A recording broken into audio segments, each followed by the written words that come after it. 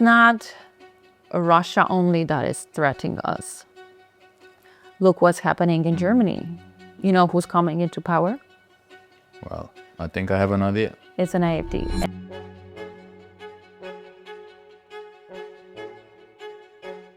We have to prepare. So that's why I wanted to tell you that my outfit is not a random outfit. I knew it was some idea behind So it. I'm joining the army. Oh, what do you mean? I cannot say too much, but I will only tease you Okay. that hard times make strong people, and soft times, well, we already see that. The last 30 years, we were asleep. We thought we were living in this fairy tale, that world is a place of peace and we will always be happy and our democracy will defend us. No, it will not. So now it's the time. If you will not start taking action in 5-10 years, you will regret that. So I'm taking actions. And I don't want to scare people and say like, yeah, you got to go train and do something. No. I just want to tell you guys, I'm doing this. If you want to follow me. What are you doing exactly? You're going some training? I've seen that in Poland they introduced the army training to the kids, like the guns and stuff like The that. army training is being implemented in the public schooling. There is also a special act, legislation act, that introduced the civil defense. Right. But first of all, it's not Russia only that is threatening us. Look what's happening in Germany. You know who's coming into power? Well, I think I have an idea. It's an AfD. And I don't mind their political manifesto. I've read it and I feel like it's amazing for Germans. They will probably benefit it.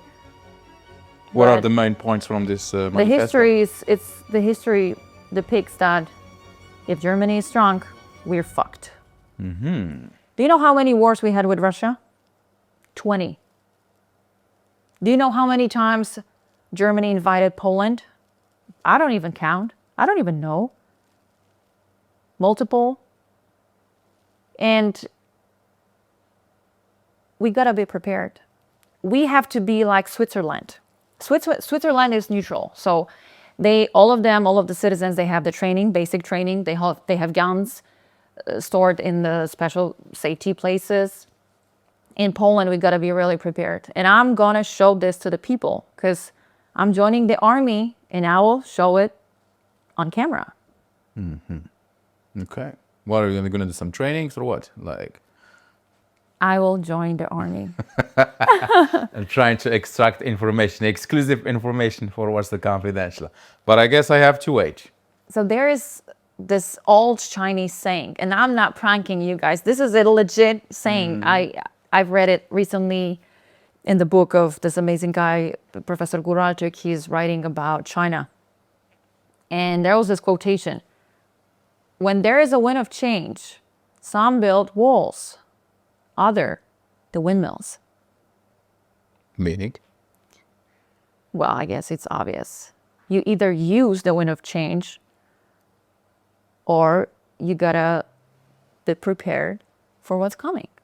You know, China built the wall because they needed to protect their people from the Huns and from the Mongolians who were robbing them, who were, like threatening their lives and killing them. In Poland, we got to build the invisible walls. Well, not only visible walls, because we have the huge wall on the Belarusian border. Right. We have to build those walls to protect our identity, to protect our culture, values, our Christianity, basically who we are. So tell me about that. I see you go into the church all the time, every Sunday. Can you expand on that?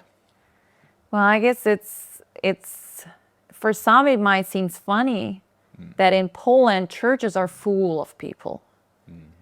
And I mean, we're the last stronghold of Europe, babe. We are. And we're not going anywhere. So for me, church is, first of all, I was raised as Catholic. So for me, Jesus was always a king. Then, of course, as a young adult and probably around puberty, I was like, yeah. I mean, it's not really sexy, right? And then when I grew and became a mother, and there was a lot of things going on in my life, very tragic and very turbulent, I started to talk to God. Because in Poland, we mix church with church. Church is an institution. And I'm not really following this institution. Like, don't get me wrong, too much politics, right? And the church, it's us. It's the community. It's the values that we respect, that we share. And this church, I discovered this church because, by traumatic experience, you realize that you're just this human being that needs some answers. And I've asked for answers. I was in Ukraine. I was in this war-torn country, and there was this shelling all this time. We were so, I thought I might die. So I started to pray, asking for another day, just another day, please God, let me come back to my son. Let me see him again. And of course, I was a journalist, I was a war correspondent. I couldn't left, but the people couldn't, right? So as a human story reporter, I stand there by their side, and I was like, no, I'm not going anywhere. I will go through this. I will do my job. I will report it. I finished my documentary. We came back after a year, and this faith stayed in me and even grew. And some people might be laughing, like, are you really this Christian? Yeah, I am. You know why? Because I'm not ashamed of saying I'm not good enough. I need some help. And I've asked people for help. I had very traumatic moments in my life, professional life as well. After Ukraine, I was treated very badly at my workplace. And I got sick, and I lost everyone. They turned their backs on me because I wasn't that fun anymore. I wasn't that cool anymore. I wasn't doing what they were expecting me to do. I lost everything. And I gained God, and I gained strength. And I realized, I also started to study this. What's going on in me? Like, what is this transformation all about? Like, am I getting sentimental? Or spiritual. And then I realized that in the countries, that was the data, because I'm a journalist, so I go through data all the time. There was this data from Canada saying that the less people going to church, the more going to the shrinks and psychologists and therapists. Literally, it was like, the lines were like, people who turn around from church and from God, they need some specialists, they need some therapy, because we all need some support. And whatever, if you're a coach, if you're a guru, if you're spiritual, someone, I don't mind people believe in whatever they want. I turn into Jesus, and it saved my soul. And a lot of people believed I will fail and I will never again be able to succeed. Well, you can go through YouTube and you can see my shows. We will definitely do that.